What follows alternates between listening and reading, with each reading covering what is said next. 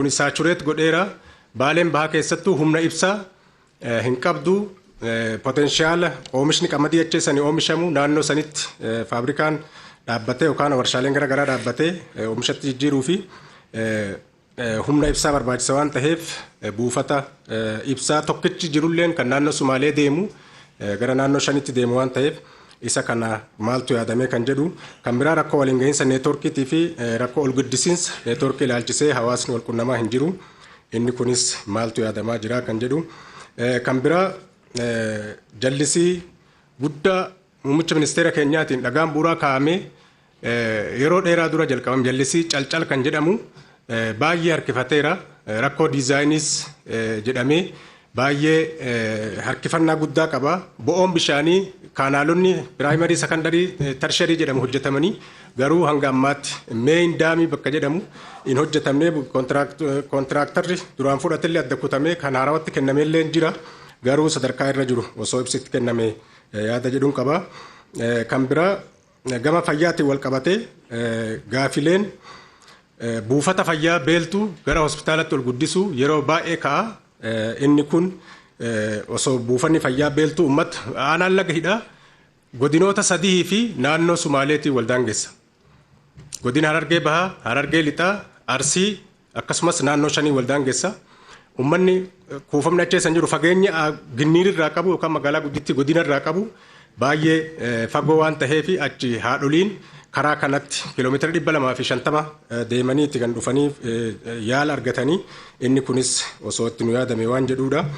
Kan biraa hospitaala Ginniir yeroo ammaa kana hanqina meeshaatii fi hanqina humna namaatiin haadholiin keenya keessattuu dhabamuu baankii dhiigaatiin wal qabatee miidhaa hamaa keessa jirra jedheet kaasa hawaasni lubbuu haadholii baay'eetu achitti badaa jira.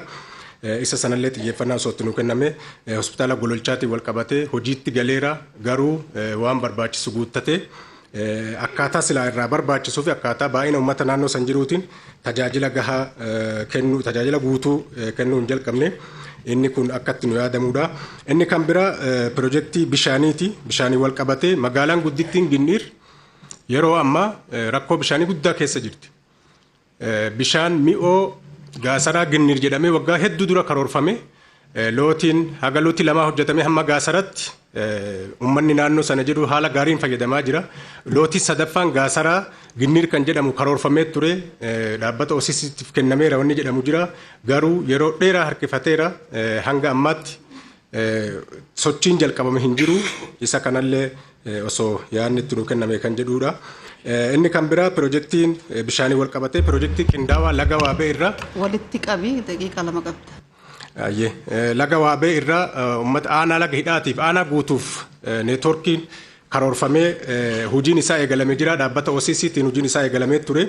Hanga ammaatti kuusaan bishaanii qofti ijaaramee maddi isaa addan baane rakkoo diizaayiniitiin jedhamee baay'ee harkifatee jira. Komii uummata aanaa sanis tahee jira. Inni kunilleen maaltu yaadame kan jedhu carraa kanaan hooggantuun biiroo bishaanii fi enerjii Oromiyaa hamma iddoo sanatti deemaniiti kan isaan laalanii turanii galateeffachuun barbaada. Haa ta'u garuu fala argatee hin jiru haga ammaatti falli kana jedhamu hin jiru. Inni kan biraa iddoowwan turizimii iddoowwan hawwata turizimii hedduutu jira Baalee Bahaa keessa Dirree Sheek Huseen holqa Soofumar Odaa Roobaa kanneen misoomsuu fi wanti yaadame maaltu jiraadha.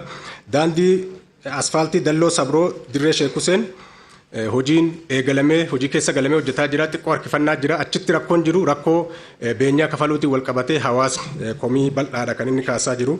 Inni kunis maaltu yaadame kan jedhu.